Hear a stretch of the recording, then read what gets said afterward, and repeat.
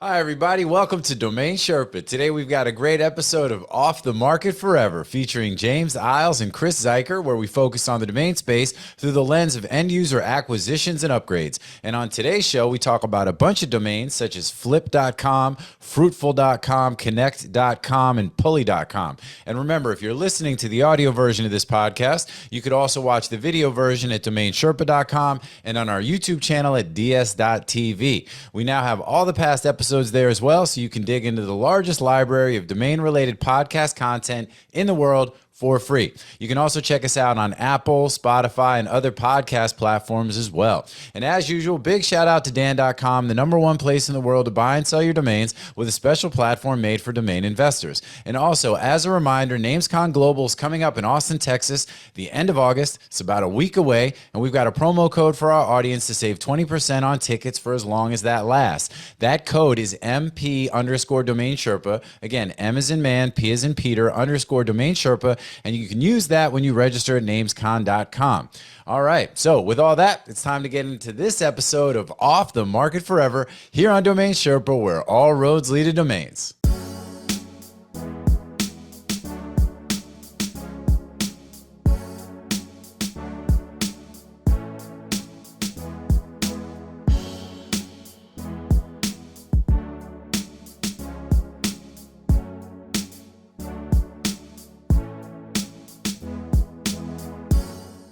What's up, Sherpa Network? Thank you for tuning in today. My name is Jonathan Tenenbaum, a.k.a. JT, a.k.a. Jay On, and I am the host and producer of Domain Sherpa, where all roads lead to domains.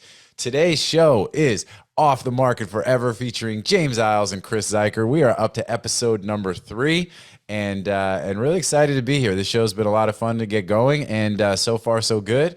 And a lot of positive feedback. So we just want to say thank you to the audience and to all the friends and family out there who've been tuning in. You guys are the best.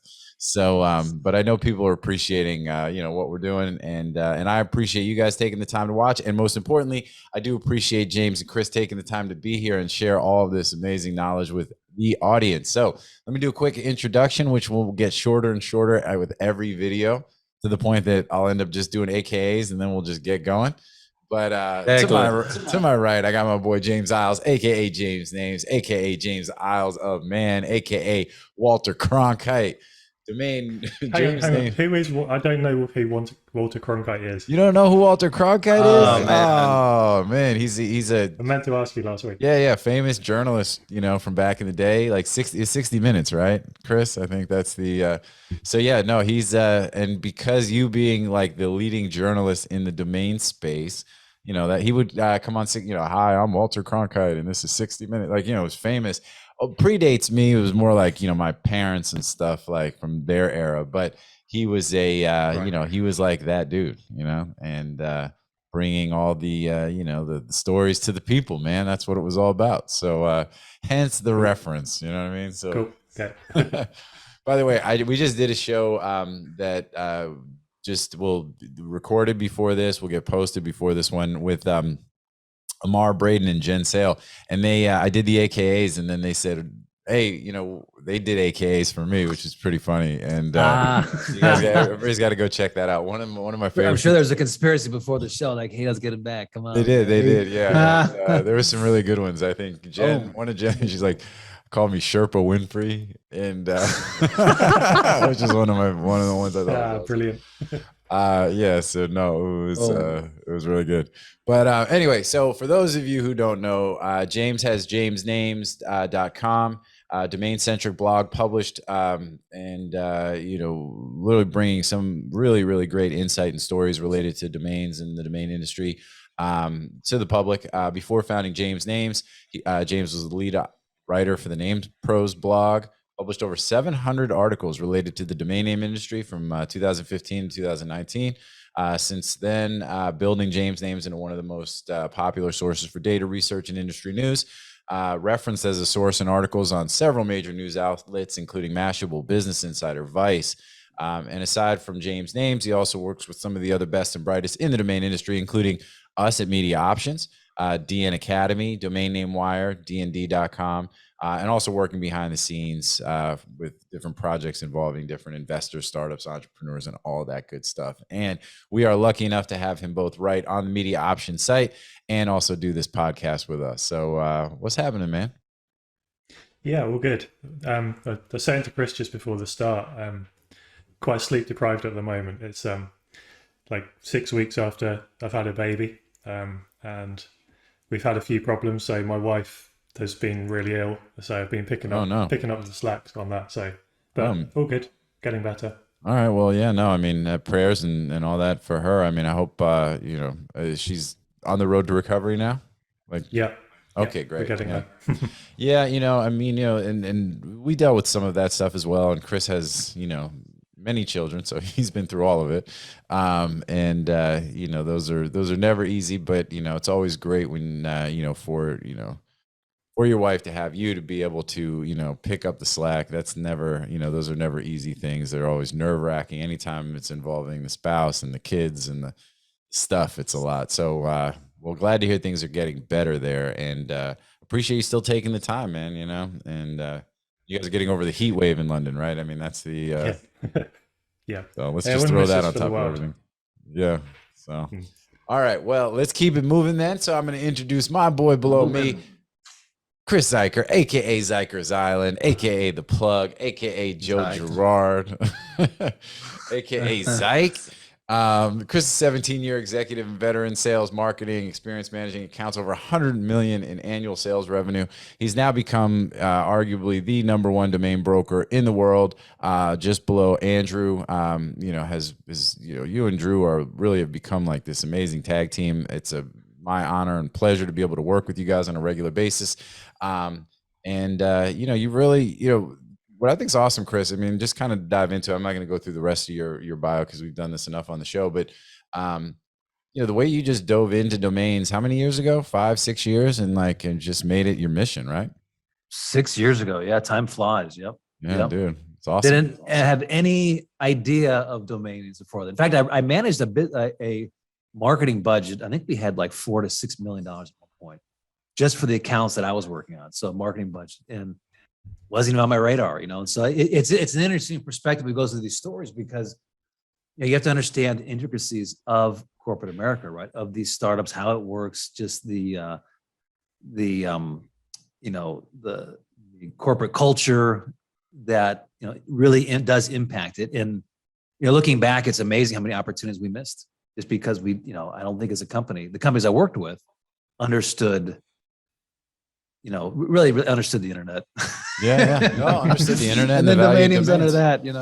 Well, it's interesting, and you bring up a good point, and so we'll just dive in. So for the folks, off the market forever, we're really talking about domains, domain acquisitions, and upgrades from the end user standpoint. This kind of is a great segue into some of what we're talking about, which is the fact that a lot of companies, they kind of can't get out of their own way, right? And and understanding the value of really the best possible domain names, exact match, onewordpremium.coms more often than not, and how much value they can really bring and how much they're missing those opportunities. And you'd think like, well, these companies, they've got MBA folks and their marketing staff, and they've got all these employees. It's like, how do they? But there's a culture piece to it too, 100%.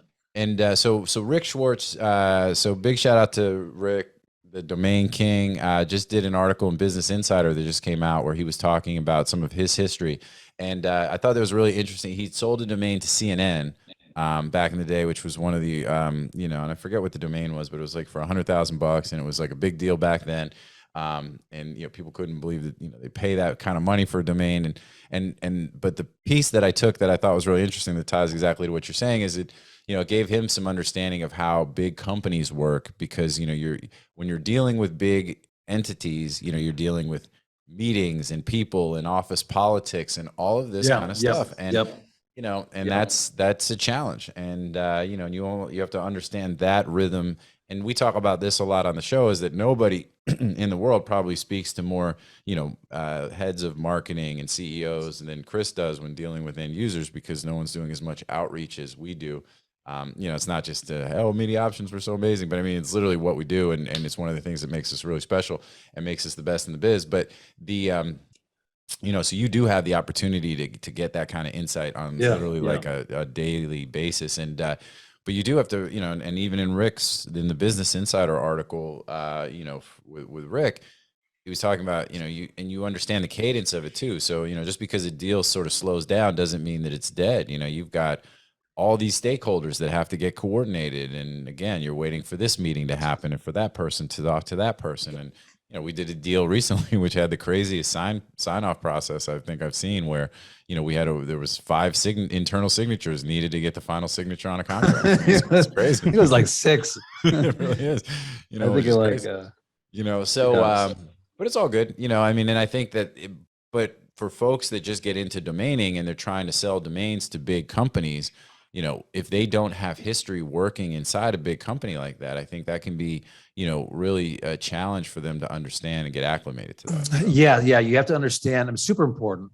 You hit it on the head, JT. It's like, how do they think? So, as an example, some of the companies I was with, it was very much the culture was cost cutting, right?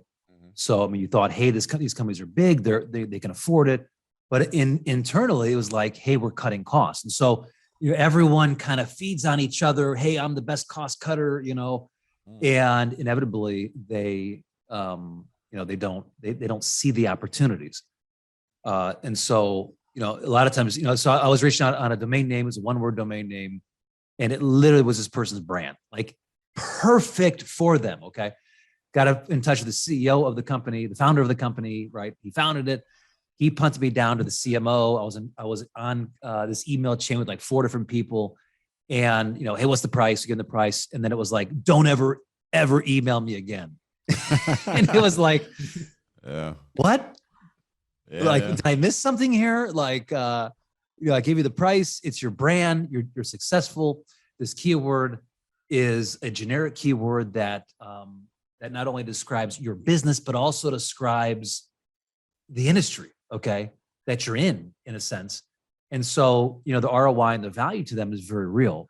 One of the things I like to say when this took me a while to figure out when I was selling domains is just take the pressure off. Okay. Because I used to say, I got to sell this domain name right off the bat to someone. But the reality is that big domain names don't sell with the company. It's not one call. You don't say, hey, got this domain name. Actually, it was one call. I had one time, it was one call. Yeah, no, hey.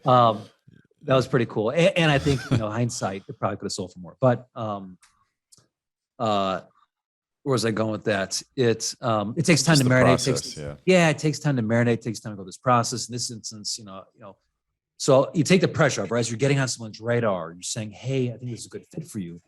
And then the next conversation is, because inevitably you give them the price, everybody, they're like, that's too much, right? Just do.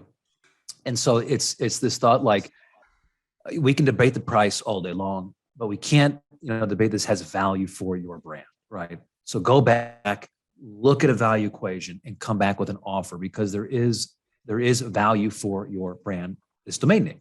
Mm-hmm. And get those juices flowing there. And I think, James, you put together some good stories here that we can probably jump into along that kind of frame and thought. Yeah, no, I think that makes sense. So one last thing, and then we'll dive into those. But the one of the comments was talking about, hey, try to give some insight into how to reach some of these folks. Like when we talk about trying to reach the end users and the decision makers and stuff. Do you find, do you find more success going up the ladder or having to go down the ladder, if that makes sense? I mean, are you trying to reach like the CEO first, or is it, hey, let me convince the marketing guy, and then I can convince the finance guy, and then they can convince the CEO? And, how do you find, I know it's different with each sort of end user type company, but what do you find to be the more effective approach? So we're going to hit this JT at NamesCon. Okay. I call it the 3 V's of domain selling, not Gary V, but the 3 V's. Okay. Let's go. All right. And it's visibility, viability, and valuation. Okay. So the first thing is visibility to the domain name sell. Do they even know it exists as an option? Right. A lot of times companies don't, like, it's not even on the radar, right? I mean, you're going through, even we don't, right? There's some times where I've reached out a domain name, let's say 2 years ago, and I just, hey, this is still for sale. I don't even go to the domain. Okay. And then I get an email from like one of the other brokers. Hey, we're brokering this now. It's like, okay. All right, yeah. But it's visibility, get it on their radar. The next one is viability, right? Are you getting in touch with the right contact at that company? So that's to your point right there. It's like, and okay, so, I've never had any luck with salespeople. It's counterintuitive, but salespeople usually tell you to F off, get lost, unsubscribe, because they're so myopic and so focused on what they're doing. A lot of times they don't even want to think about that opportunity. So salespeople are the worst people to contact. Right below that is IT. Okay. IT is the second worst. Now, the flip to this, I did a blog years ago, and it was like, hey, this is like, if you're an IT guy, you can change the table on this, because this gets you a seat at the table, right? The leadership table, because you understand domains and marketing and strategy. And so, although on one hand, it's like they always say no, because they're focused on where they're at, right? They don't understand marketing, budgeting. A lot of times they're like in the basement, and they're cut out of the conversation because they're IT. It's like, hey, you shouldn't be up here, right? But this brings it to marketing, and so those are the two worst people to contact. But I would say, and we'll get into as we go in these articles, we can look at these, like 99.9% of domain names, you just have the wrong buyer. Like you think it's that buyer, but the reality is it's not that buyer, right? That's not the buyer for your domain name. The four strategies are marketing, brand, sub-brand marketing, defensive nature. And you're reaching out and you're saying, oh, this could be a good fit for you, because it's whatever, it's 5G, it's building. And they're like, well, why would they use that? Right. Why wouldn't they just put it into their brand, put their marketing budget into their brand today, right? You're trying to sell them the sub-brand, this marketing. And the reality is that they just don't need it. Yeah.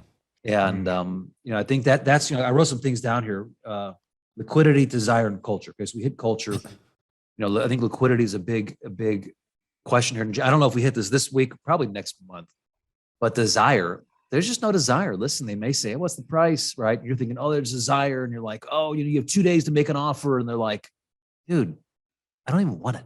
Like, I'm just like, like, and that's where I think, Rick Shorts does a great job, is that he can tap into, okay, when is someone come that's desire there? And then you can work with that desire, and you can work on the elements of sales and scarcity. So. Yeah, no, I think that's all great. Yeah, it's interesting stuff. And, it's, well, let's talk, like you said, let's get into some of the specifics. So, a lot of what we do on the show, we've been, piggybacking off of some of the articles that James has been writing, because for you, James, what I think is amazing is how you tap into these folks that, a lot of the articles after people have acquired a domain already, so many of these, I think what seems to be a common theme in a lot of the articles is that they just seem to get it, and they understand the value that are really, like, when they talk about reputation and they talk about, sort of the immediate sort of brand identity and the things that, like, hey, we wanted to be, we were doing well, but we knew we needed to upgrade because we wanted to be an international or a nationwide company. And premium.com domain, for example, gave us immediate trust and viability and recognition, and so they seem, so would you think that, most of the time with the folks that you're talking to who've already acquired the domain, it seems like that, they're already believing in what they're doing based on those things, right? Would you kind of think that's a common thread? Yeah, That's what I'm saying. But interestingly, a lot of them seem to be in the first couple of years of business. Either they acquire a domain name before they start, or they get a Series A funding round and then acquire the domain name then. But you don't see too many well-established, IPO public companies buying huge domain names. I mean, we're going to talk about one or two today, but they're they're not typical. Well, and the question is that, do they need it to get up there, right? I mean, some of them do. Yeah. But let's jump into this, Jim, because I think you do a great job. I think you got some really good questions here as we get into these examples.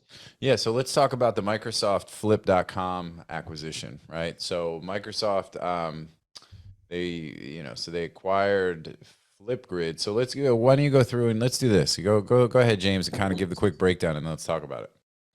Yeah, so Flipgrid was a company founded in 2014. It started off focusing on a video discussion platform specifically for education, but after Microsoft acquired the company in 2018, it started to expand into more of a generic public video discussion platform.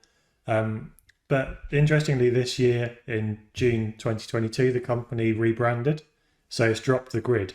So from Flipgrid to Flip. And along with that, it seems the company's acquired flip.com as well. So they've switched from flipgrid.com to flip.com.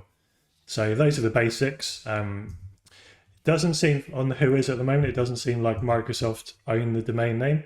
The who is isn't a bit fishy on that, but it's not in their corporate account. But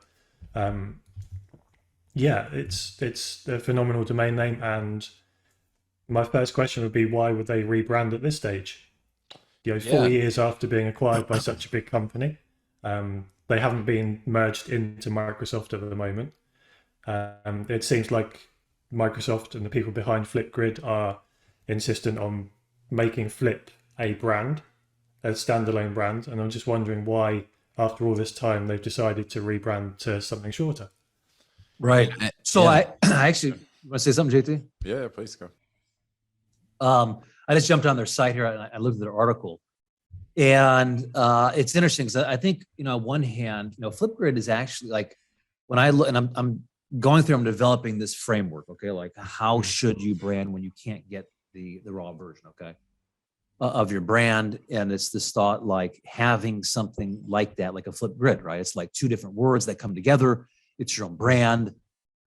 And it creates the ability for you to differentiate yourself, but it's not like Flip video, right? Or Flip design or Flip, that grid. Actually, those two words together actually make it a brand, right? So versus many companies, what they'll do is they'll actually use my, try, get, right, get Flip, try Flip, my Flip. Yeah.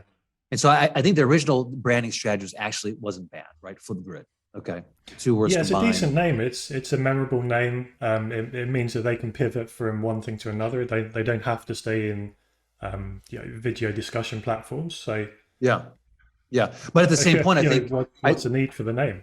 Yeah, at the same point, I think that it's very difficult to do because sometimes it doesn't come across as being strong, right? As being a leader, right? Because it is, you do have those two words, and and I'm going to get to my thought in a second here, James. So I subscribe to AppSumo, right? Sumo.com, AppSumo. I'm not sure which site I went to, right? But great story, sumo.com. It's on DomainSherpa. Check it out. Interview. And, a lot of those, companies, startups, it's just kind of a me too, right? It's the same thing. It's like, these made up domains, and you're like, it doesn't really instill like this excellence and like this confidence in the win that you get from one word, right? So with Flipgrid, it's like, okay, is it Flip? Is it grid? I don't know. Like the two words combined doesn't really mean anything, right? It's Flipgrid. Like, I don't know, right? It's a branding approach, I think, for the smaller companies. But Flip, now they get everything that comes into Flip, right? They get the win that's there. And so I think what I can see is that it was a complete rebranding strategy to reboot the company. So the company realized, hey, we've gotten to a certain point. We're going to rebrand. With that rebrand, we're going to redo everything. And so it's like this fresh new start to take the company from where they're at to the next level of where they're going. And it's a strategy. It's just a rebranding strategy, right? It's like it kept the essence of the company with Flip, right?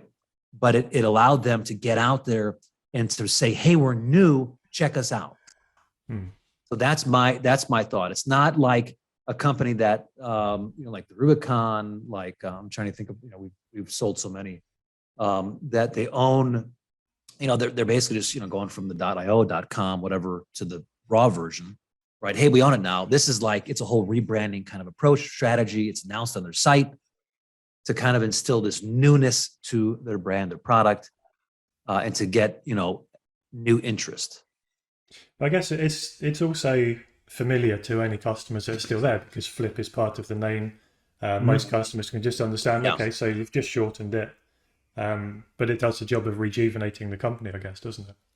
Yeah. Yeah, so what I was going to say too, I mean, if you check it out, I mean, it's pretty neat because they have on their homepage for flip.com like a, find out more, Yeah. Flipgrid is now Flip, find out more. Um, and it does, I think kind of to your point, they're really trying to establish this thing as a standalone brand. I think it's interesting and really cool because you kind of recognize, kind of going to what Chris was saying before, you have a lot of big brands that would say, hey, yeah, we have a product that's called this, but why would we need that domain name? We'll just fold it under our brand and, not spend all this, and use the marketing budget for other things. And I think, no situation is the same. This one is really cool because they probably recognize, you've got TikTok, you've got all these other kinds of things happening that, video has really become so key for a lot of the social media and tech companies in general. And, so you follow those trends. This is the kind of thing that they're trying to lean into, and also recognizing that, hey, like we want to really put our best flip forward, um, in order to really try to lean into this particular brand, probably recognizing that this could really, have legs. And, Yeah. Yep. so I think that to me is just really neat. And it just shows like sort of, like now, James, you were saying it's unclear like where the name came from or if they had it for some, like, do we know who they acquired it from or any of the details around it? Not sure on that immediately. Yeah. But So that might yeah, be it something. doesn't. It just doesn't seem to be under Microsoft's own portfolio. Yeah.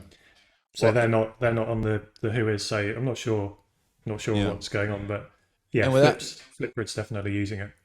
yeah, so no, and without even like, I mean, right off the bat, look, flip.com is an incredible domain name, right? It's one of those that's like when you talk about, what are these premium.com names that we're talking one word.coms, and not all one words are created equal, but when you got a short 4 character, like Yeah. it sounds cool, like, it can mean a bunch of different stuff, but it's broad enough that it really does kind of fit with what they're doing. And Flip, it's cool, and I'm sure if they had to go out and acquire it, it obviously wasn't cheap. But it shows the fact that they kind of get it, and it most importantly shows that there's a real there's a plan where they're really trying to build this thing out, like you said, James, into its own standalone brand where Flip is like its own thing. And Looks like it was owned by Team Vogue in the past. okay. So is that a Hearst brand? So, nothing happened on it forever, or was redirecting at one point. So yeah, no, I think it's a, it's a good example.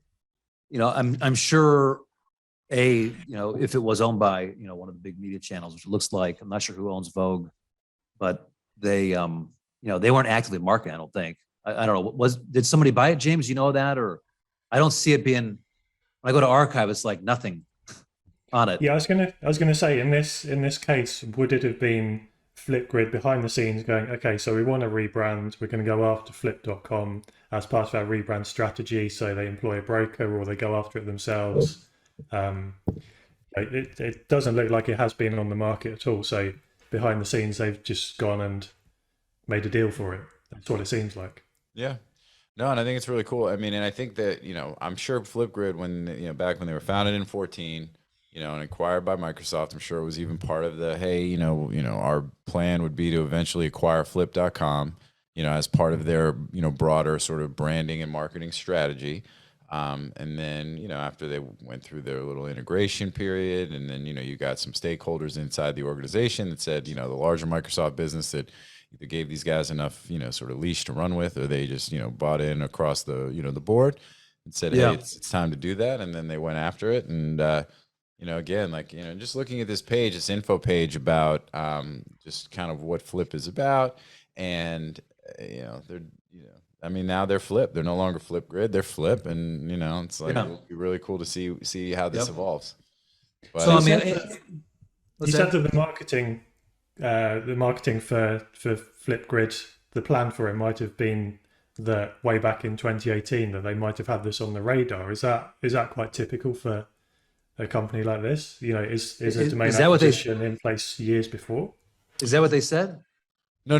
That's what I said. No, because we've definitely seen that. Where it's because the marketing folks, this is like where you've got your peoples are siloed, right? And the branding folks, and they've got their, hey, what are the things that we would, what are our nice to haves, what are our must haves, and all those kinds of things. And somewhere on somebody's radar, going back to the beginning, they felt like, hey, we want to be Flip's not available, we'll be Flipgrid. Eventually we're going to upgrade.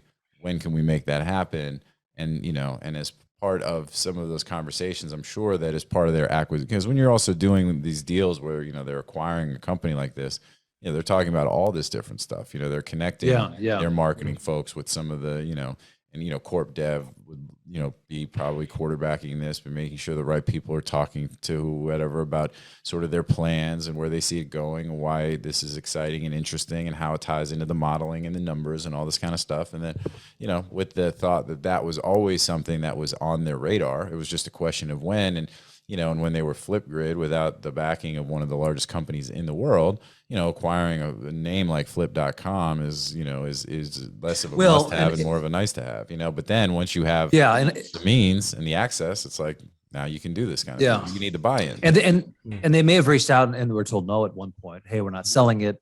It may be tied up. I have to go back and really look at the history of who owns it. But I would say this is a great example. I mean, listen, everything comes back to the 7 dimensions, I mean, it really does, right? Branding, marketing, right? In this case, I think they were going through a rebrand of this to say, how do we, bring life back into this, and acquiring and shortening their domain and getting rid of the grib, right? Because it's like, hey, they have a new flip camera, right? Well, then, it comes back to scaling, right? Well, hey, here's the Flipgrid camera. Sounds like cool. So here's the flip camera. Although I want to say, wasn't there a flip camera back in the day, or I forget when I used to. Well, there's a flip phone. Yeah. Yeah, no, I know that, but I'm trying to think. The one I used to use was like one of the original cameras that was like digital cameras. Anyways, yeah, I think it's a cool story. I think it was, it's one of those things that I bet you, like, let's say you're a domain owner, you're reaching out to them. They probably would have said, hey, we're Flipgrid. We don't care about flip. That's my thought, just having dealt with this quite a bit. They may say that's kind of cool to have. What's the price?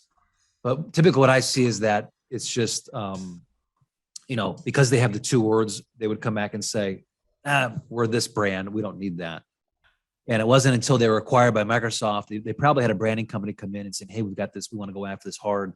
We want to rebrand to create some life back into this, that they said, what if we go this route? And so if you think about that, it brings a completely different perspective to the budget for the domain. Mm-hmm. Because now they're like, well, hey, this is a rebrand. This is not just, acquiring our raw version. It's the whole total package.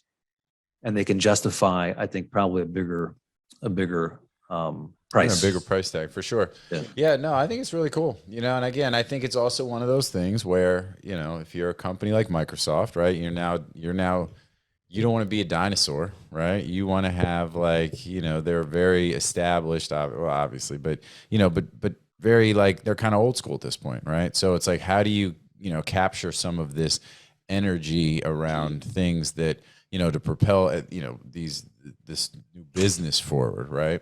And again, I mean, I think it's, and I just look at it like where video is such a key important trend. Some stuff I was reading recently about TikTok where it was like, I'm not a TikTok user myself, but the other day I was, at the gym. Some kid was, dude, I say kid, he was probably like 20. Doing the dancing, whatever. Well, no, but he was like, he was, he had music playing off of his phone. Dude, I'm like, what are you doing? He had music playing off his phone, I'm like, hey man, what do you listen to? He's like, nah, it's TikTok. You know what I mean? I'm like, okay. And, and then, but I read something recently where they were talking about people, using TikTok to learn, like kind of the way we use YouTube videos, like how do you do this? How do you do that? There's different life hacks and different things right off of TikTok, because this whole Flip platform and product is really based around learning, right? Like almost like quick learning from video through some sort of sort of community and, all based on around, the use of the camera and all that kind of stuff. And I just think, again, I think you've got a established company that needs to inject a little bit of life into some of the new stuff that they're rolling out. And it makes sense that they wouldn't do this under the Microsoft, it's under their umbrella, but not under the Microsoft brand. This is a real opportunity to do some cool stuff that's new and fresh. And the name is really going to drive, the whole thing. So, Do you think at some point it would go to Microsoft Flip? they'd bring it under, like they do Microsoft Teams. Would it be Microsoft Flip? And that's a Yeah, better I move than mean, I think Microsoft Flipgrid. potentially, I think it just ends up being, that's really more of a, without being in the room and knowing. And I wonder if we could get information. You probably could glean some stuff from like some of their, filings and things, Yeah. um, but yeah, no, I mean, look, this is the way they're branding it on the page as you see it. It's just Flip, and so yeah, I mean, maybe Microsoft Flip, but I think for them, it's like try to push it, try to push the bird out the nest. You know what I'm saying? Like let it. Yeah, they're Yeah. making a big play for sure. Okay, Yeah. cool. Yeah, Boom. so no, good stuff, and great find, and super cool. And also shout out to Jamie Zock, who spotted the the deal, the transaction back in May. He's always got his ear to the ground. You know what I mean? And always find, there's a couple of folks in the space like you, James. Jamie George Kirikos does a really great job. Elliot Yeah. Silver does a good job. Gleaning information from public filings and other things, and just watching the movement of certain domains and who is and all that kind of stuff. So, big huge service to the space, because otherwise we wouldn't know, we wouldn't be aware of these kinds of things. Yeah. We couldn't use it. Yeah. Yeah, good all right. call out. Good call out.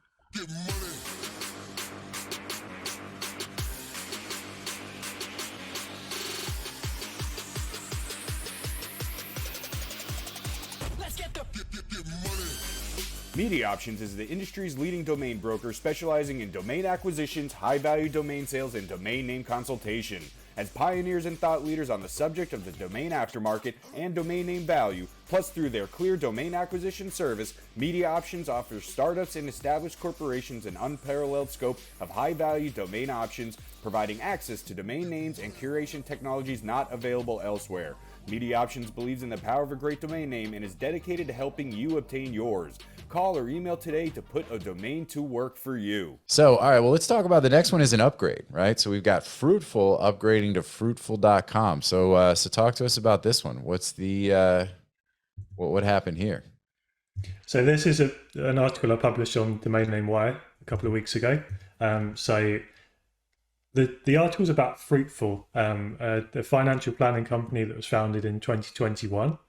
The company matches qualified financial guides with customers, and they offer one-on-one video chats, direct messaging access, and members area just to help clients make better financial decisions. And I think at the moment, with the recession maybe coming, inflation getting higher and higher, it's a really apt service. So it's a subscription-based product. Apparently, it's cheaper than paying a financial advisor. The company began life in stealth mode last year as Branch, and interestingly, the company used branch.com right out of the bat. Wow. So for the first, I think for the first 7-8 months, maybe longer, the company was in stealth mode as Branch with branch.com. Their official company name was Branch Financial Inc. or something like that. So they're really committed to that Branch brand name. Then all of a sudden in December, they just suddenly switched. So they've switched from branch.com to fruitful.co. And for a while, it was not really clear why the company did that. But during my research for this article, I found a press release from Fruitful that maybe points towards the company receiving $6 million for branch.com. It's not confirmed, but just working things out, it seems like maybe they were just starting up and then they got a massive offer in for the domain. They couldn't say no. At that stage, it was easier for them to rebrand. So take the money, invest it in the company. So they've just gone public. They've just unveiled themselves to the public with $37 million of funding. So really well funded. And then just after they launched, they switched over to fruitful.com. So that was acquired around the time that they publicly launched. So there we go. Well, so there's a bunch to unpack here. I think this is a really, really interesting one, right? Super, yeah. So basically, they launched on branch.com, which is a killer name as well, right? So that's fantastic. Then they sold branch.com for $6 million, right? And I agree with you. I mean, it's one of those things where, somebody offers you $6 million for that domain, and it's hard to say no to that unless you're already funded and already an enormous conglomerate yourself, right? So, but I mean, it's speculation, but everything points So towards that. So we're just James, gonna assume, we're were just gonna say they it's all facts. We're just gonna go Okay, off of fair like enough. our narrative is the truth here. We manufacture truth here on Domain Sherpa. All right, go ahead, Chris. What were you saying? well, say so when I go to branch, it goes to ourbranch.com and it Yeah. says Branch Financial Inc. So was that's the company that acquired it, right? And Fruitful Yeah. was called Branch Financial something. Yeah, something like that. I can't remember Okay. exactly. It was either Branch Inc. or Branch Financial Inc. Yeah. but they I'm wondering if there switched. wasn't an issue with the trademarks, actually, Yeah, when they maybe. got into it. Maybe there's something there. They said, hey, they rebrand, because that is interesting that they would do that. Super Yeah, because interesting too they're that they two financial companies, really, aren't they? So then maybe the new company was stepping on the toes a bit. They were going back and forth, and just suddenly thought, okay, we need to sort this out.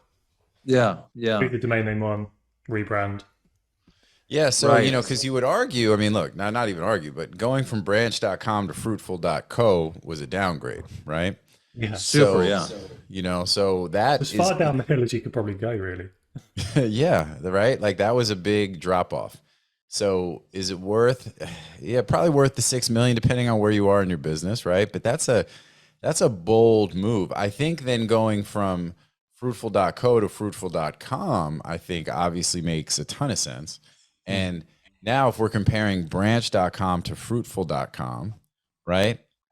I mean, clearly like branch is a better domain than fruitful. So, um, so now it's a Yeah. question of, was it, so they effectively, and it probably cost them some money to buy fruitful.com because they didn't start there. So, let's say it cost them $500,000 for fruitful.com, right? And I'm just throwing a number. I have no idea, but like whatever. Let's just say It's not out of the question. I don't think that number. no. And I think the reason why I think it was probably more than paying 50 grand, because I feel like if it was 50 G's, they would never launch with fruitful.co, so which tells me that took a second for them to square away. So let's say that so is 5.5 million or even just the full 6 million worth the drop from branch.com to fruitful.com. And now they have funding. So I don't know. I think this is an interesting one. I think it's, again, I appreciate the upgrade from fruitful.co to fruitful.com. We talk about that a lot, that's a consistently common and important upgrade for companies to make. We even, when we were talking about this was a Twitter conversation we were having with some folks too, which was saying like, is that the most important upgrade? And in a lot of ways, I believe it is, because, I think that is where you're going to get the most confusion, email leakage, everything else, Yep. So, so that makes a lot of sense. But branch to fruitful, I mean, is it worth the, would you do you do that deal? Do you say, all right, I'll take $6 million and take the worst domain name, the not as, or is it, you got to have some faith in your business? I mean, at some point, they launched in June with 37 million in funding, right? So 6 million, it matters. It's still, it's like, it's a chunk of that, but do they need the 6 million if you're getting the 37? And do you have to downgrade? And does the downgrade, if you're trying to be a company that wants to have a 20+ year, legacy and track record, that's a long time to operate on a lesser quality domain name. Not that Fruitful is bad. I like Fruitful. I think it's cool. I think it's, it passes most of the, it's the radio test. It's, not hard to spell. It's makes sense. I think it kind of flows a little bit with what they're talking about, this idea of like, blossoming and, that fruitful, and, there's a positive connotation and a, and a growth thing around, your finances and what they do. So maybe it's, you're going from a, an A domain. I wouldn't call branch an A+. I'd say it's an A domain, right? To a B domain, B+. What do you think? What's fruitful to you guys? What do you think? Yeah, B+. I think it's Okay. it's a decent domain name, but not. I don't think it really passes the radio test because is it L on the end? Is it double L? You know, that's the issue that I would have. Yeah, I actually messed that up. I was like, okay, double L. Oh, shoot! My They my took spelling. they took a L then. You know, that They extra took an L was for L. that Well, extra maybe L was for them on this deal then. I think that's Um, definitely my L and learn how to spell. But it's like, yeah. So what do you guys think? I mean, you know, and look, maybe we're making it seem like, hey, it's easy, you know, because they went live in June of 2022 with the 37 million in funding. And you know they rebranded to Fruitful at the end of 21, so perhaps you know that funding took place in between that time frame. So it's not as simple. And if you go from not having a lot of money to all of a sudden having 6 mil, and then you know you get even further funding, which maybe was because you got the funding from the domain in the first place, right? So it's like maybe that Yeah. you wouldn't have gotten the one without the other. So there's a lot of it, you know, look, and you know what they say about assumptions, make an ass out of you and me and all that stuff. So we don't want to assume too much. I think but you need to do an interview with this one, James. Let's get to yeah, let's I get to feel the like bottom of this puppy. we You need to know? get answers. But I think that would be the question, and that would be the question I'd pose to the audience. You know, like, hey guys, like, you know, hit us So- up like with comments and let us know what you think. Was this So the he- right move? Is the question. Here's what I think. Okay, I think when you look at a brand, you're trying to capture the momentum behind that brand, right? You're trying, you know, basically that's the power of a keyword, right? So my evaluation philosophy is raw equity, brand equity, perceived equity, right? Raw equity is the inherent value of how we think about that keyword, what it makes us feel when we say that keyword. And that's why there's value in one word domain names, right? Because it's like you have there's already like, you know, centuries or whatever, right, of value there. So fruitful to me is like, you know, you want your investment to be fruitful, right? You want it to your money to make money, to have value. So I think fruitful is, from that standpoint, it does instill positive feelings for me. Oh, hey, I'm at fruitful.com. I'm you know getting this advice. It's fruitful advice. It's helpful. You think positive. Whereas branch.com, you know, I mean, I think it's to your point, JT, like it is a better keyword, right? It's easier to spell. It's branch. You know, you could say it's much more established, right? I mean, you know, you think, okay, it's a branch of a bigger company. You know, I think of, I don't know why I'm thinking of Jordan Belfort, you know, his company, whatever it was called, you know, it's like it has legacy to it, Yeah. but I don't get any positive connotation. I think branch, right? I don't say, okay. oh, wow. Okay. It's Okay. it's kind of there. It's like, hey, it's branch, right? It's like, I feel like branch to me is strong though. You know what I'm saying? And the idea of branch, like, because the idea is your entry for what their business is, which is this introduction of financial guides to customers and things.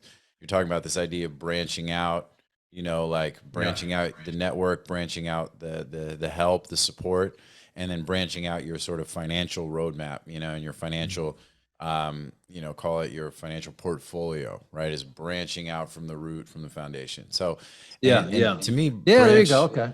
so to me, branch does connotate a certain level of sort of, again, strength and support, and I think it flows very well. Like it was a fantastic choice for the domain they started with.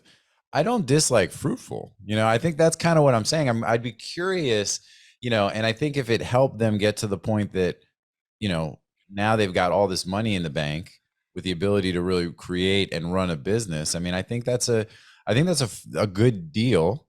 But I guess, you know, and it's hard with the facts that we have since we're, you know, there's some conjecture here.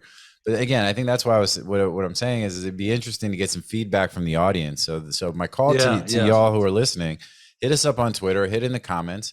You know, if you're working off of the same facts that we have, what do you think? Was this a good move? Selling branch for several $1 million, rebranding to Fruitful.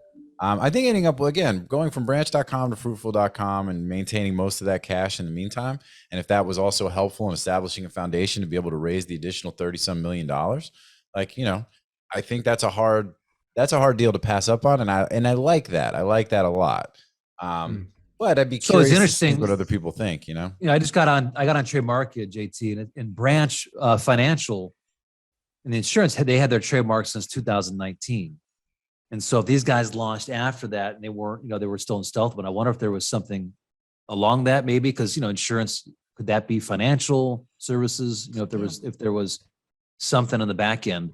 But yeah, put your comments down below. Let's hear it. Yeah, Come let on. us know what you think. Would you Best do comment this deal? JT's gonna have on Domain Sherpa, the next Domain Sherpa show. Okay. Yeah, exactly. We'll bring it He's up. gonna send you some a t-shirt or a You mug. I don't know. might get some swag, but no, I mean, like, I just think, but I think I would probably do a deal like this. I think if, looking at it from running a business, we know what that's like. It's like, okay, you have an opportunity to inject a really big chunk of money that could help, because then you're talking about, all right, especially if you don't think there's that much. The interesting thing was this sort of middle of the sort of process stop of fruitful.co in the meantime. Is going from branch to fruitful branch.com to fruitful.co. Yeah. I think is to me is not great. I don't know that that's worth, like, I would have at a minimum just spent half that money that I got paid on branch. Now, assuming that they sold it for 6, but then what they pay for it, right? So that's also not all profit either. But I can't imagine also, they paid 6 for it. So also maybe the other thing, maybe they had early investors on board who suddenly saw this offer come in, and they say, right, you need to take this offer, in order to help fund the business, in order to grow it in stealth. And we're sure it's a different entity that took it. It wasn't like a parent company that that took the domain, the .com, and yeah. There's too many questions, man. I know, but this is part of the fun of the show. There's too many questions here on what could have happened because. Yeah. Well, I think that's part of the fun of this show too, is that we get to look at these situations and then get to use our own expertise and experience to kind of, ask questions, give our commentary, and kind of like sort of what we think. And, and I think this one is an interesting one. That's why we're spending time talking about it. But all right, but with that, I didn't see your perspective at first, JT. So I do agree. Branch it's scalable. There's some cool things behind it. I just like the F and the R and fruitful. I think it's it's not a bad one. Yeah, and if the question is, hey, would you take a couple $1,000,000 off the table and switch from branch to fruitful.com, your answer would be sure. And because for you almost like the brand even a little bit better.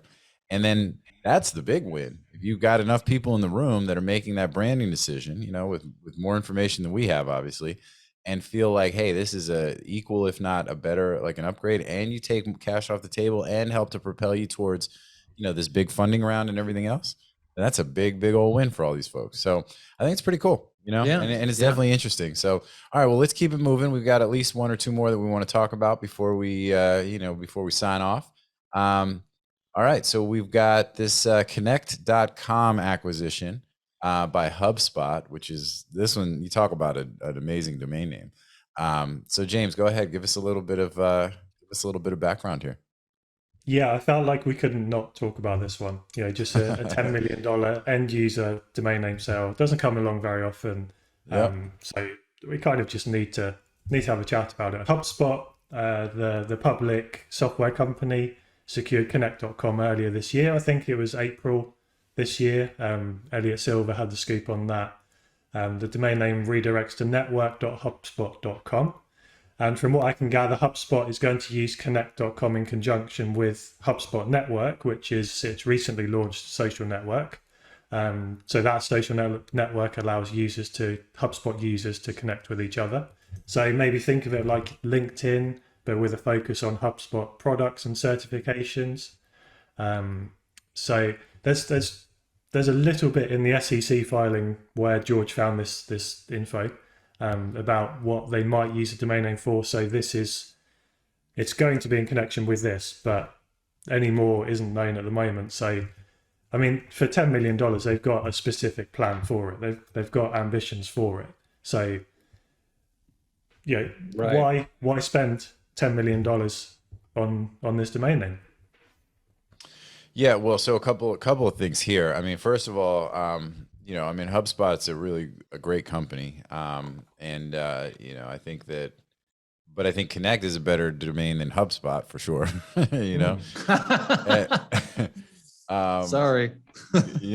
So now HubSpot had established a pretty, great brand, period, without necessarily needing to do something like this. But I think what it shows is a couple of things. One, the value of a great .com domain, because Connect is as good as it's going to get, right? I mean, it's a fantastic name. And so is that A+ on your scale there? I would say, yeah, absolutely, 100%. I'd say that's an A+ domain to me. I mean, what do you guys think? 100%. Yeah, I'd agree. So so absolutely. And I think, this is a company that understands tech. This is a company that understands the web. So for them to, and I think this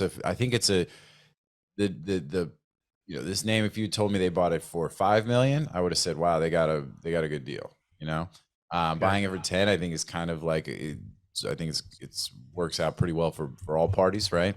I don't know why I don't know what the seller, had acquired it for or whatever, but, it makes sense to me from a pricing standpoint, especially because you have a buyer, who can afford it.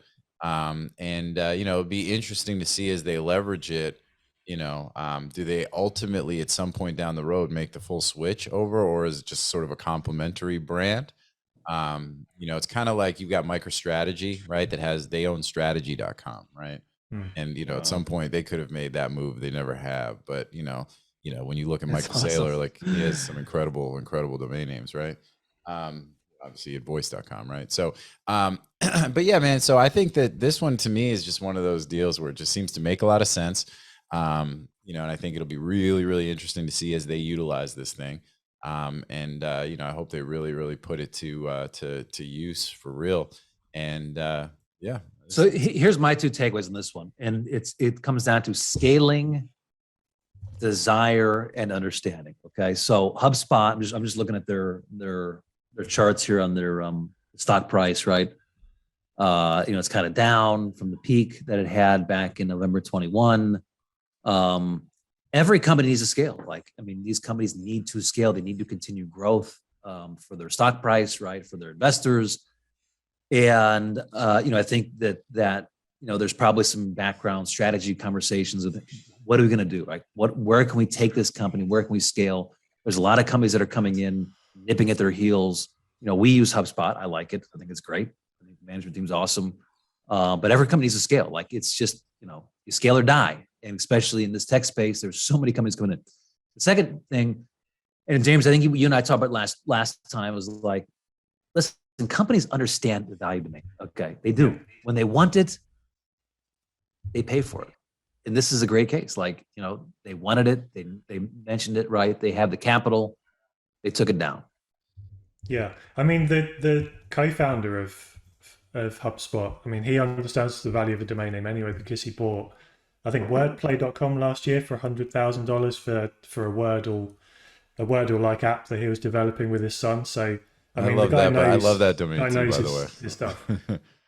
I think Wordplay is a great domain also. But yeah, well, and I think, like you said, you have a convergence here, right? You've got a company that, and I think to Chris's point, that makes it, you can't take for granted that success is always going to be, they're always going to be successful, and that you do have a lot of competition, especially in the CRM, space. And, they've established a good foothold and a good bit of success. They've got a good product. And, this can allow them to either branch out or scale.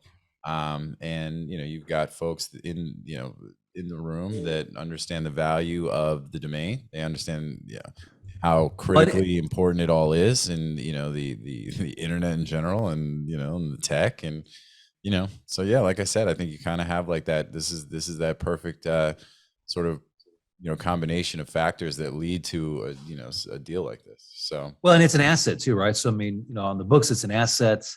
We don't know if they're, what the expensing, what they're doing in the back end, but I think as founders, you said the founder understands domains. I agree with you, because I've had some interactions. Yeah, this is you're not going to lose money on Connect.com. You might hold it for a little while, but the reality is that you put it in the market, you're going to sell it at some point, maybe for 20, right, in the future. So when you look at it that paradigm, it's like, hey, you're not. It's not an expense that goes out the door. It's a domain name, and you can sell it in the future. You locked it in for a future project. If it doesn't come out, you go a different direction. You have an asset that you could probably make some money on. Yeah. No, and so some of the questions that we kind of talked about a little bit offline, how common are these kind of, an 8-figure sale? What are the components of an 8-figure sale? Like, how does a deal like this actually happen? They're obviously not very common they happen more than people realize, I think, because, the idea that, not all sales are, publicized, and so many deals happen under NDA, but but a deal of this size does not come around that often. And that's why I said it's kind of a perfect combination of factors to allow this kind of thing to happen. And shout out to George for uncovering it so that we can actually talk about it, because it's it's only public because it was uncovered, not that it was just disclosed. Yeah, so and I think when we talk about the components of a deal like this, I mean, you need to have a buyer that understands the value, that has the funds, a seller that's willing to hold on to this domain. Now, I don't know a ton about who had owned it previously, and what they had acquired it for, but it takes a lot to turn. It was on Brand Force, so the So is guys it one of behind their that, names? Louis I know and- I saw they brokered it. I didn't know if they owned it, but if they owned it, even bigger shout out to them, to Lewis and No, they didn't. They didn't. There's, and so is that guy Slavic or something behind it? but Is that- side note, if you have a $10 million budget, a $20 million budget, reach out to me. I can almost guarantee 100% I'm going to get the domain for you. yeah. Well, hey, that goes if you without want saying. to save some money, reach out to me, because I can guarantee we can save some money. So yeah, I often say, like, and big enough budget. Yeah, I mean, pretty much. I did a post and someone's like, well, if you have because it was like off the market forever, and they're like, well, I don't know, that's not true, because look at this. I said, well, yeah, if you have like 50 million, I mean, chances are I can probably, if that represents like 100 years of the company's revenue, they're going to sell it. Yes, of course. Well, and this goes back to even the thing we Reach talked out to about. me, That's what we talked about with branch.com. Everyone's got a number, Yeah. unless you're That's a good point, GT. Yeah. Unless you're Apple, you're not going to you're probably, going to be willing to sell it, especially if it's not being utilized. And because I feel like, the fact that, the dynamics that went into this, like whatever the number was that they originally brought to the table and how that kind of played out, because turning down like $5 million for a name like this is a hard thing to do if you're a seller. So, so maybe, depending on how this deal was negotiated, kind of to Chris's point, probably could have been had for less.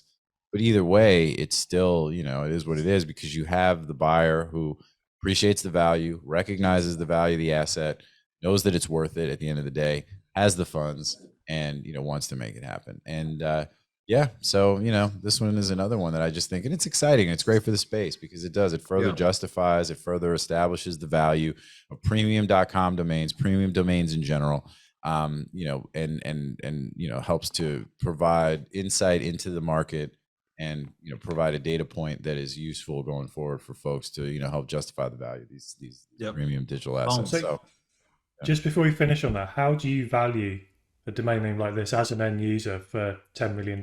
How do you come to that figure? I mean, I know it's different in every case, but just generally, I mean, how would you arrive at that figure? Yeah, well, I think, there's a variety of different ways, right? But I think, if you're looking at it from a marketing standpoint, right? It's like, well, what are the, alternate ways when you're talking about customer acquisition, right? Establishing your brand, brand recognition, those kinds of things. It's like, where does this fit? And, and when so you got to run it through all your modeling and determine, like, okay, based on having a name like this, does it elevate the brand? Does it further help us to acquire customers? Does it help us is it part and parcel to the development of, a new project, a new, platform that we think will generate this much money? And based on that, we think it's worth this, because, the alternatives that might cost this, might not generate the same results. Right. And, I think so, it would be interesting to understand for this particular one, kind of how they got to that number. But, when you're looking at any of these domains, I mean, and that's why Chris always kind of hammers home the piece about, the marketing folks are really the folks that drive a lot of this, because, it comes down to what is your cost of, customer acquisition, or what is your cost to brand marketing, and where does it fit in regards to that?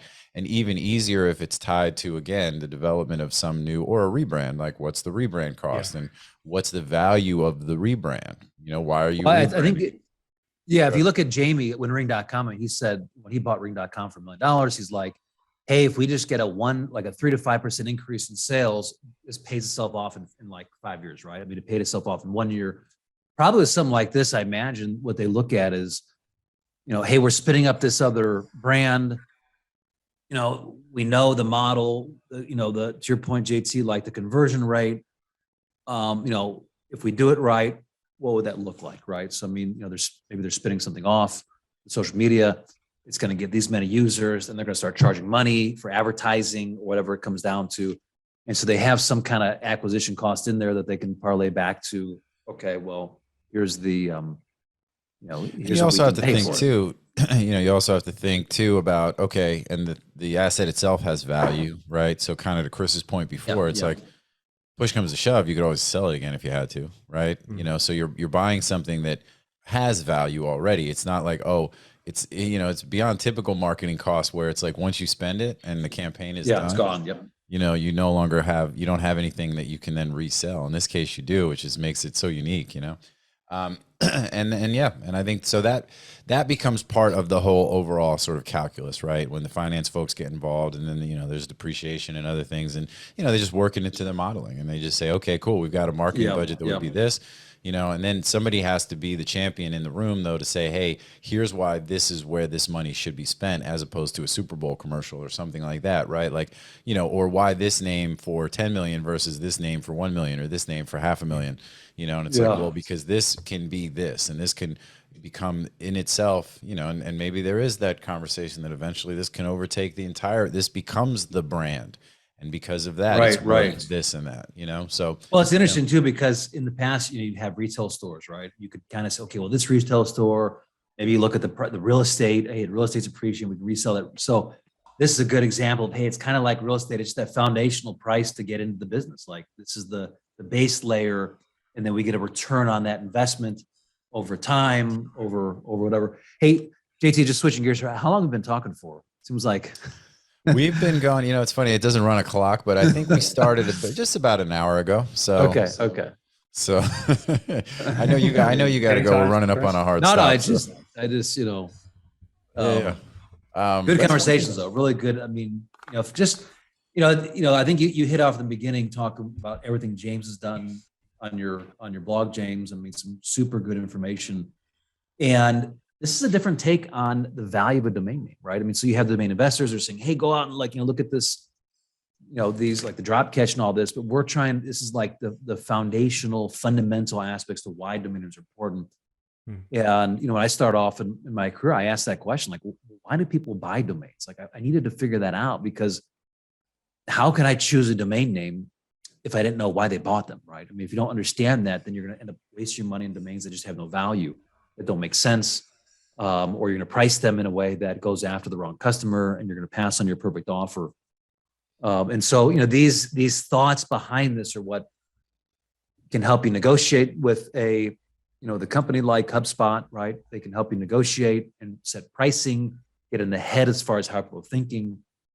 And, they can help your negotiation process, pick great domain names, and, really understand how they impact your brand. Yeah, and where it helps domain investors, right, is that it can't just be throwing darts at the wall, right? You've really got to have a sense of what is your strategy when you're buying names on NameJet, for example. Because when we talk on our regular DomainSherpa review shows, and we talk about okay, we're looking at this list of domains that are coming up for auction. How much would you be paying for them in auction? And so much of that is based on, well, this is what I think I can sell it for to an end user, right? And, they want, we're trying to get 10, 20, 50X potentially, right?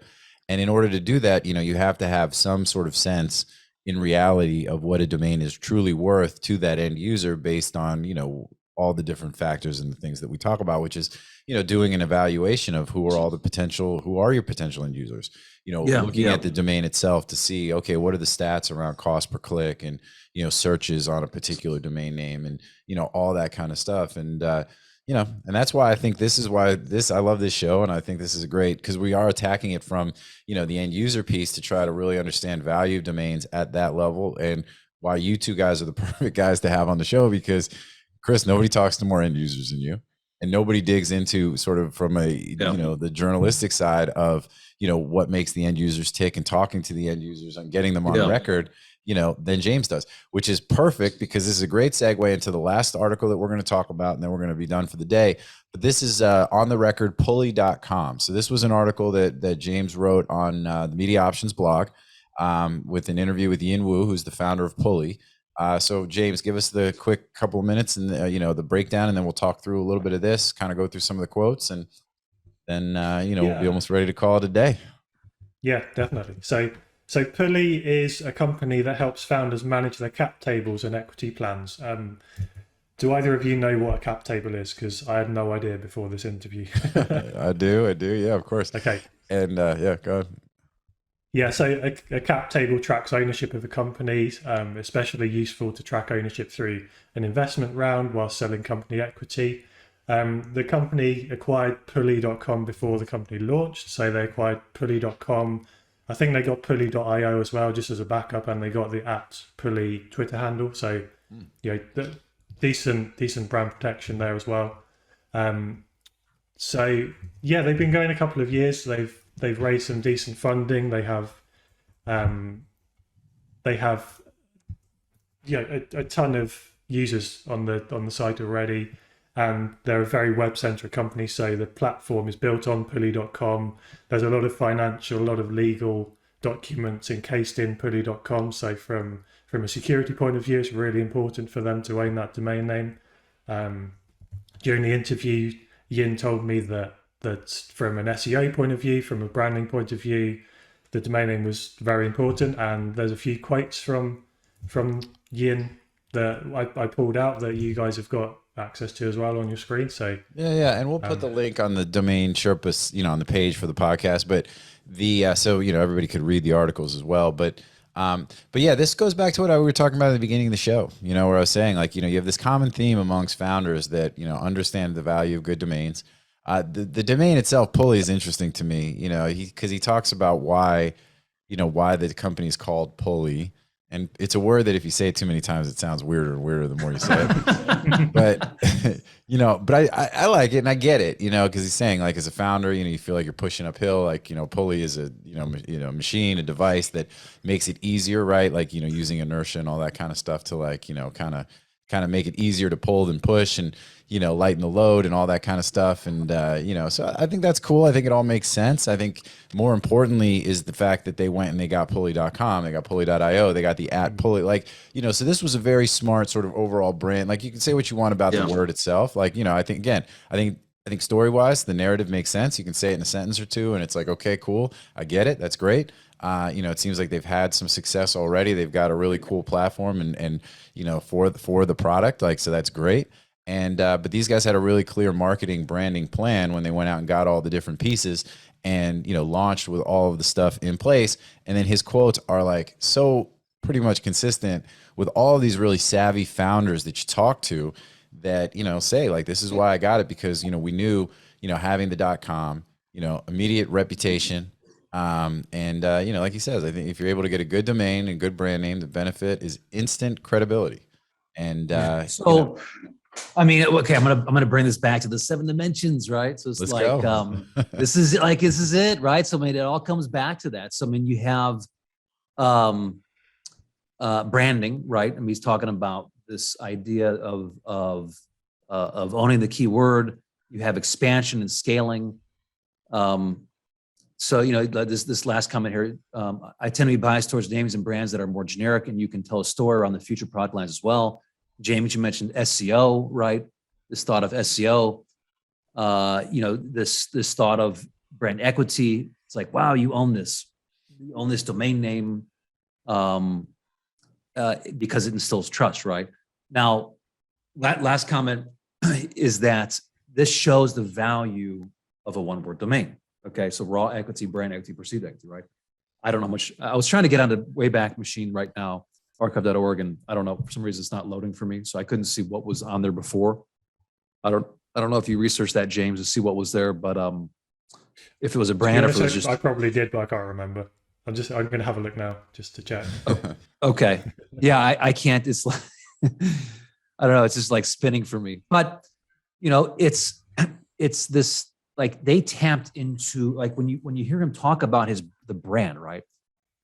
Um, he's talking about Pulley is a simple machine that makes it a bit easier for someone to lighten the load and do this impossible work. Now,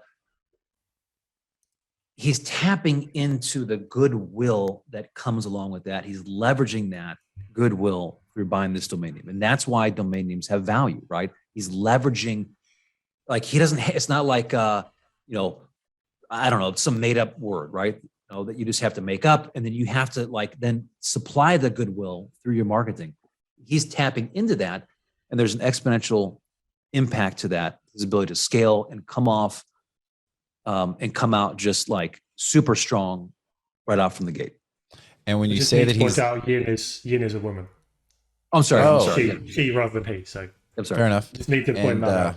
Yeah. Also, no. And so when you say leveraging the domain for the brand, is the pun intended or no? Since we're talking about a pulley here, I guess and I it's think- intuitively, yeah. But I mean, she did. I mean, great job, great quotes from her. Like, it just shows you, like, who would have thought that this company would be called Pulley?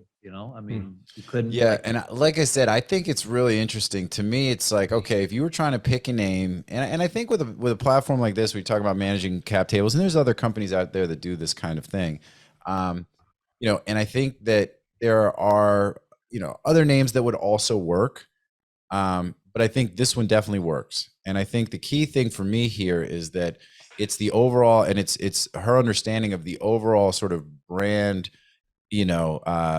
the ecosystem or whatever, like having all the different pieces and then tying it all together, right? And like I said, it's everything from explaining why the company is called Pulley, to having all of the relevant domains, to having the Twitter handle, and just looking at it, I just think I think she gets it. And these are the types of founders that, for me, when I see somebody, and obviously my appreciation for domains and branding is different than others, but I think for a lot of us who share that same sort of understanding and global view of all this kind of stuff, this is a founder that I could support because she gets it. You know what I mean? And I think that, and she seems to also understand, the narrative piece and weaving it all together in a way that just makes a lot of sense.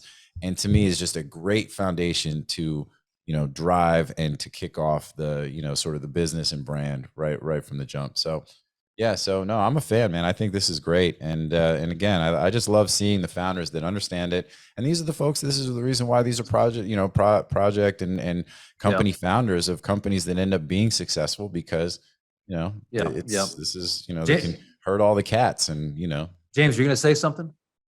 I was going to say that owning a domain name like this before you start your company, I think it just makes raising venture capital funding that just so much easier. Putting pulley.com right on the front of your pitch deck.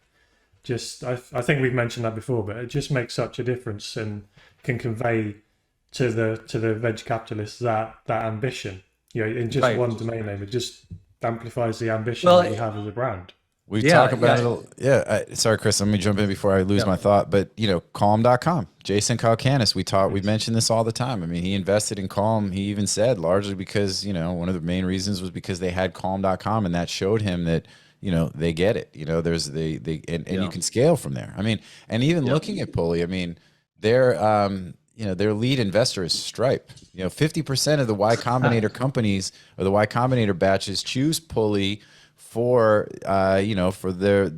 use for their platform for managing the cap table. So it's like, again, without even knowing some of that detail, I could have told you just based off of her quotes from your article that she was legit.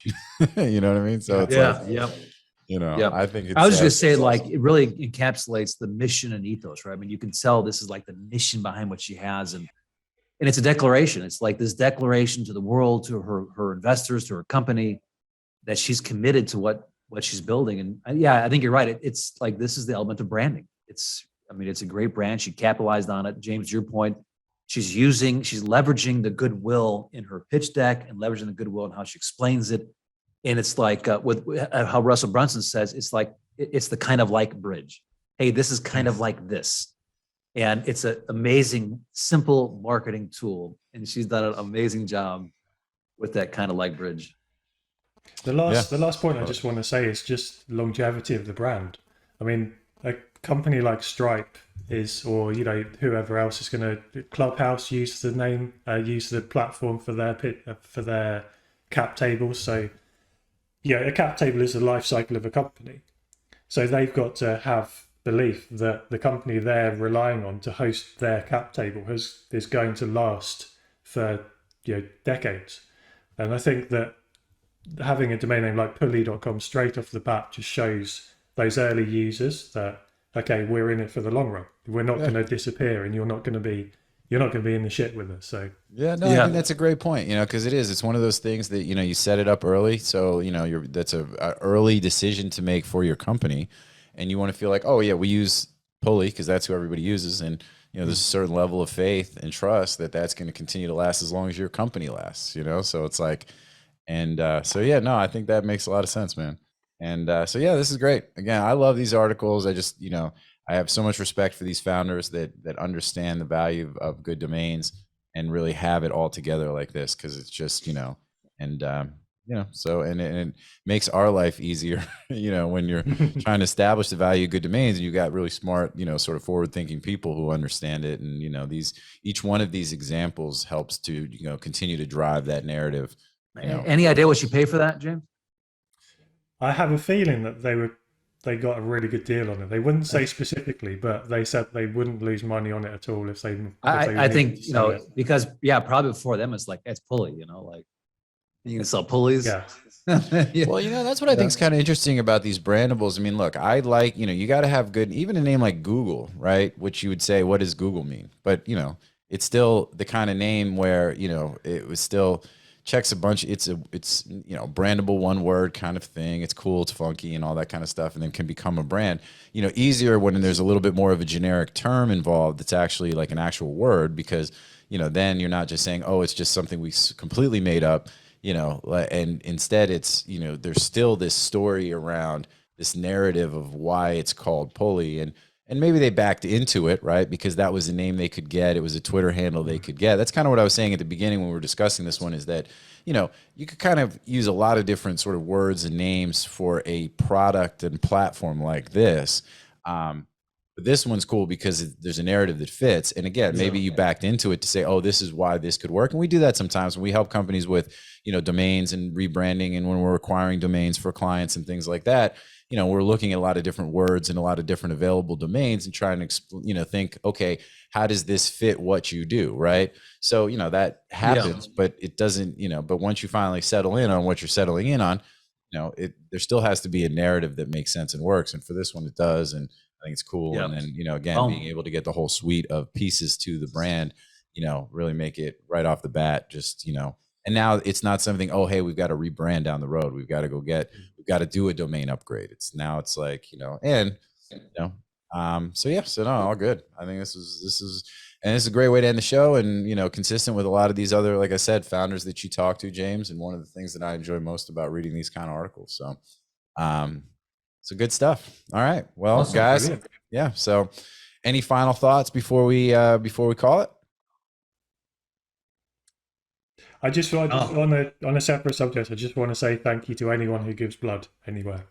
As a family, we've made use of it really a lot recently. So just want to say thank you to anyone who gives blood anywhere. All right. Yeah, no, I think that's, and shout out to the Red Cross. I mean, here that does the, with the, blood drives and the blood mobiles and all that stuff. And people take that stuff for granted until you need it, and so to everybody who does that, now you're going to motivate me. I'm going to get out, I'll see if I can get out later this week and do the same. That'd be brilliant. And, so no, that's good. And, and thank you to you guys for being here. As always, I appreciate it. And to the audience, like I say on every show, thank you so much for tuning in. Without you, there's no us. So you're the reason that we're here. And, and if you, like I said, comment on some of the things we talked about, we're not hard to find. You can reach all of us individually on Twitter, LinkedIn, all that good stuff, as well as just comment on the blog itself at DomainSherpa.com. And and otherwise, we'll be back here on the next episode of Off the Market Forever here on Domain Sherpa, where all roads lead to domain. So we'll see everybody next time, and thanks so much.